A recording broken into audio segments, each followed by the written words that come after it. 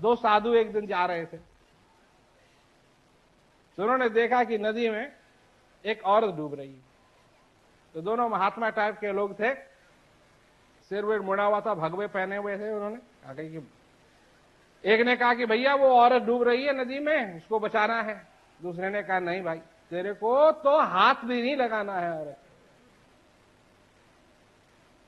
तो जो एक था वो कूदा नदी में, उठाया उसने औरत को, अपने कंधे पे रखा और उसको किनारे कर दिया। जो दूसरा था वो कहने लगा बाप रे बाप, तूने तो औरत को हाथ लगा दिया, तेरा तो धर्म भ्रष्ट हो गया, तू तो नरक में जाएगा। कल हम गुरु महाराज जी के पास जा रहे हैं, मैं उनको जाके सारी बात बताऊंगा कि तेने क्या किया है।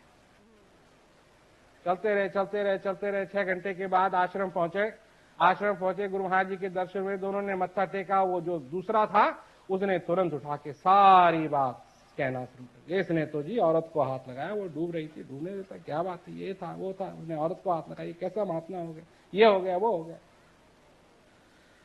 तो महाराज जी मुस्कुराए, पहले से पूछा कि सचमुच में तू कूदा नदी में? कहा हाँ जी मैं कूदा। कहते ने औरत को वहां से कितनी देर लगी तेरे को औरत को वहां से पानी से उठा करके और क्या कहते हैं जमीन तक लाने में? कहा जी 2 मिनट लगे होंगे। और कहा वहां से जहां ये हादसा हुआ वहां से तुम दोनों को यहां आने में कितनी देर लगी? कहा जी 6 घंटे लगे। गुरु महाराज जी ने दूसरी की तरफ मुड़ के देखा कि इसने तो सिर्फ 2 मिनट हाथ लगाया था औरत को, तू तो उसको अपने दिल में लेके चल रहा है 6 घंटे से।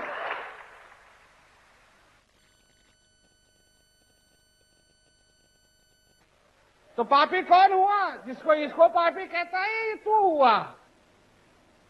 इसने तो 2 मिनट में ही छोड़ दिया था, तेरे तो 6 घंटे तक नहीं छोड़ा और तू अब भी छोड़ने के लिए तैयार नहीं।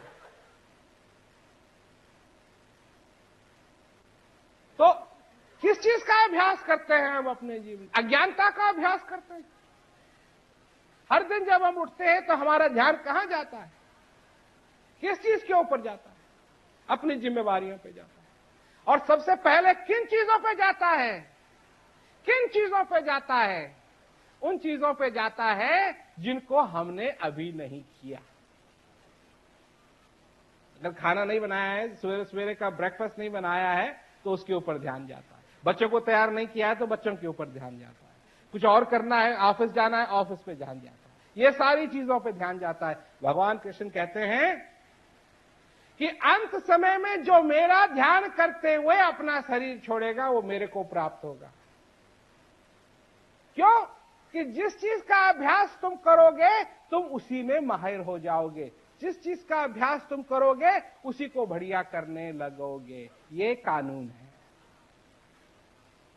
बच्चा है ना, बच्चा, अब वो रोने का अभ्यास ज्यादा करेगा तो बिना बात के रो जाएगा।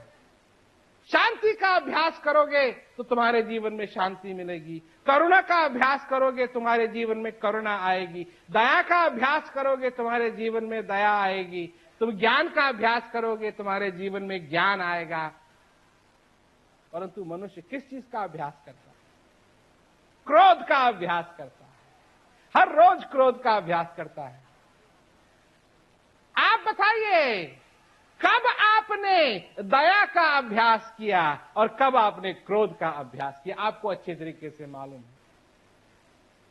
क्या चीज याद आएगी आखिरी समय में? वो चीज आखिरी समय में याद आएगी जिसका सारे दिन ध्यान किया होगा।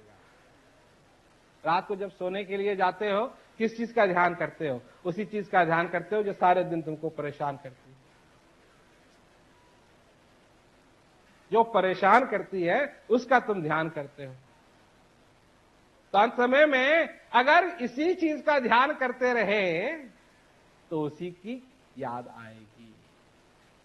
और अगर तुम सचमुच में जो तुम्हारे घट में स्थित ताकत है, सत्ता है, शक्ति है, अगर तुम उसको प्राप्त करना चाहते हो तो उसका तुमको ध्यान करना पड़ेगा। और वो क्या चीज है?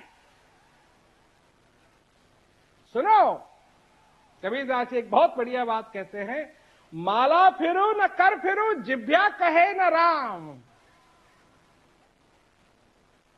माला फिरूं न कर फिरूं, जिभ्या कहे न राम, सुमरन मेरा हरि करे मैं पाऊं विश्राम। ये क्या चीज है?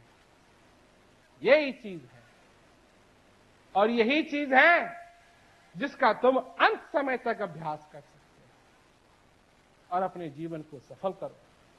अपने जीवन को सफल करो। तुम्हारे जीवन के अंदर शांति होनी चाहिए, चाहे कुछ भी हो जाए। चाहे तुमने अपने जीवन में कोई भी चीज हासिल की या नहीं की, पर एक चीज जरूर होनी चाहिए तुम्हारे जीवन में, और वो है शांति। ये तुम्हारा अधिकार है, क्योंकि तुम्हारे अंदर स्थित जो शक्ति है उसकी वजह से शांति होगी। जब तुम उसको जान जाओगे तब शांति होगी, और ये हर एक मनुष्य हासिल करता है।